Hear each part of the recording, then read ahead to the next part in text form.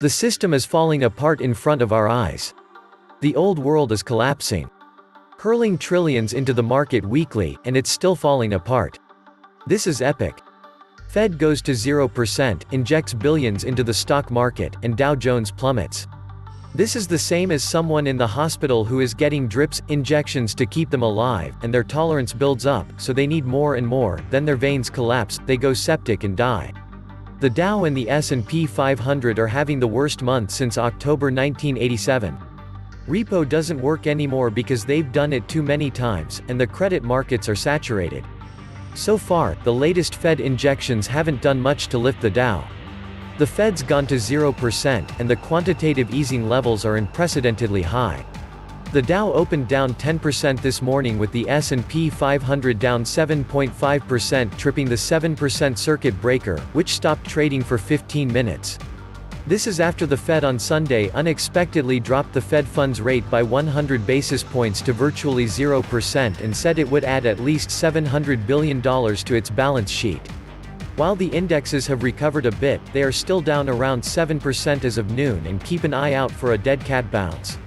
The New York Fed announced Monday it would conduct an additional overnight repo operation at 1:30 p.m. Eastern. This operation will be conducted for up to an aggregate offered amount of $500 billion. This while Kudlow announces that the Trump administration is readying another $400 billion boosts to the economy. This is called desperation. The Dow closed at 19,827.25 on President Trump's inauguration day, January 20, 2017. Today the Dow stands at 21,425. A gain of nearly 1,600 points, or a gain of 7% in just over 3 years, or 2.3% per year. If President Trump were a fund manager, his performance would be among the worst in recorded financial history. Who could have ever guessed that you can cure a disease by central banks simultaneously printing cash? The Fed is stuck throwing even more liquidity at the problem. There is no way the dollar survives this kinda insanity.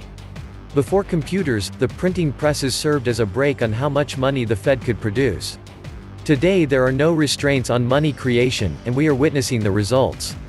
The governments and central banks around the world have not learned to take note from those that know the dangers of embarking on monetary madness by throwing trillions upon trillions of digital currency backed by thin air at failing economies.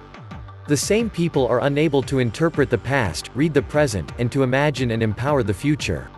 They are living a life without a punchline, clueless about what to do amid the catastrophe that is currently unfolding.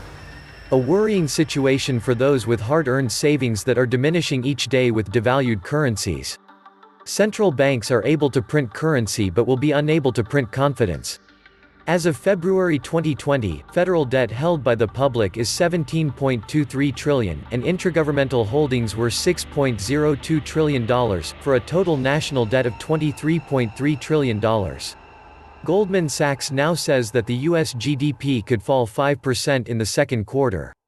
That would mark the biggest annualized drop since the fourth quarter of 2008.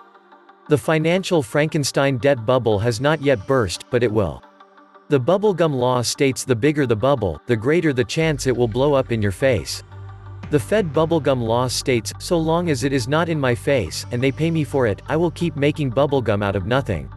This is the biggest scam in history. The private federal bank creates money with a click on their computer and buys your house with made-up money, and then they rent your house back to you, and while you are paying them rent you are also paying them interest on the money they created. The trouble with being honest and trusting is that shysters will take advantage of you. All of this is so ridiculous and nightmarish.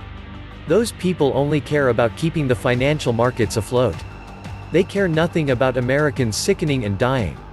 The coronavirus has nothing to do with financial markets. And it has nothing to do with them ushering in more trillions of dollars of debt. They will use any excuse. The government asking everyone not to take their cash out of the bank will strike even more fear in the hearts of men. They are doing the complete opposite of what they should be doing to calm the masses. Expect bank runs, food runs, and chaos in the streets. Bank closures already starting. New Orleans Capital One Bank is announcing this morning that it will temporarily close 12 branches in Louisiana. Toilet paper and water runs, now bank runs. But we all saw this coming. Panic on Main Street and panic on Wall Street. The end game is either global reset or all-out war. The world is about to change radically. Welcome back to the Atlantis Report. Please take some time to subscribe to my backup channels. I do upload videos there, too, on a daily basis. You'll find the links in the description box. You will also find a PayPal link, if you want to make a donation. Thank you.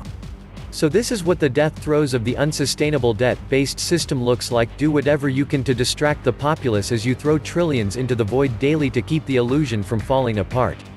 Print money out of nothing. Buy company stock. Eventually own all the companies. The public seems okay with it, so it will continue. I don't recall granting these guys the right to steal from my children every time they get a whim to do so.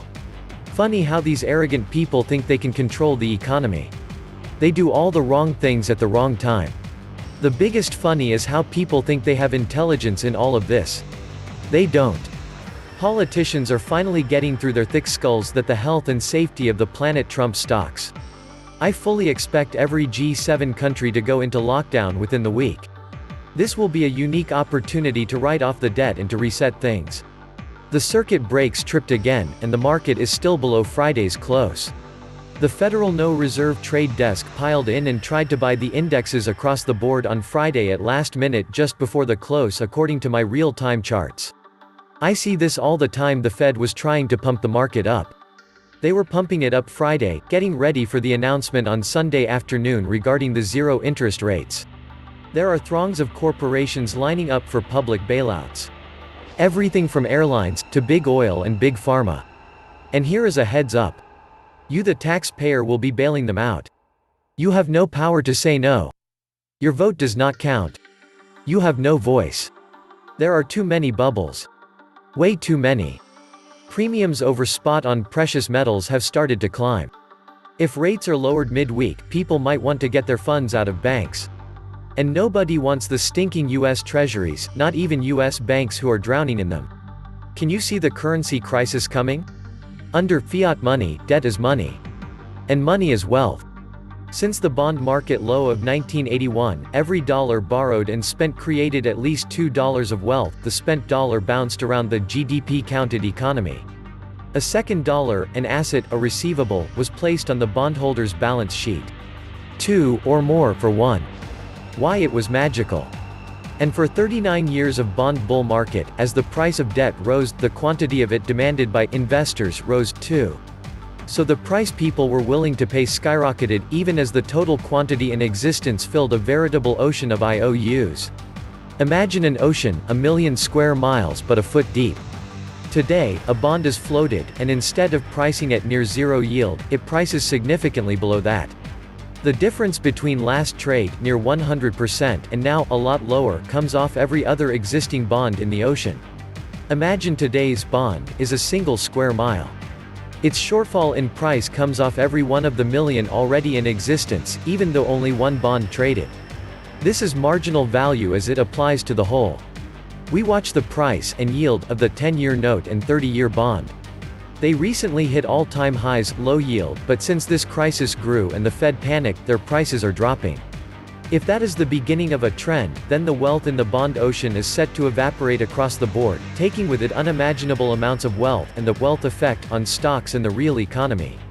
The Fed can print credit as long as someone will borrow it into existence. The Fed cannot print product or production. All it can do is debase the value of real capital, and this is what it did in spades. 39 years of debt growth deformed the US and world economies to serve debt-enabled demand instead of what would have occurred organically. Here is a useful metaphor: a town experiences a huge credit bubble, so its residents build 5,000 square feet mansions. When the bubble bursts, no one can afford to maintain, heat, cool, or pay the property taxes on said mansions, so they fall into disrepair and rot. Absent the credit bubble, residents would have built 1,800 square feet ranch houses, which they'd still be able to maintain.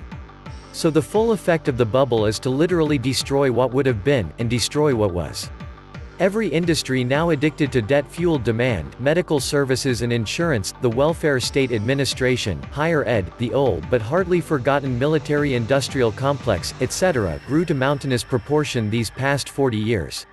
They are all unsustainable, and the people they employ face a catastrophic collapse in the demand for their services. It didn't have to be. We were all sold the big lie for a very long time. The banks are, on average, leveraged up 100 to 1 on derivatives. Throwing $6 trillion or even $100 trillion at the problem is like throwing a cough drop to a terminal pancreatic cancer patient. Tens of trillions in Federal Reserve digital currency won't get us out of this mess. All are begging now for a market close. Next, banks close their doors. Better get whatever you need out of the safety deposit box if you have one. The banksters are stealing everything. The peasantry will be starving to death while the oligarchs are all ordering new, bigger yachts. This was the Atlantis Report. Please like, share, subscribe.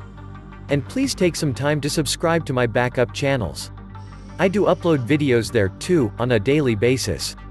You'll find the links in the description box. You will also find a PayPal link, if you want to make a donation. Thank you. Thank you.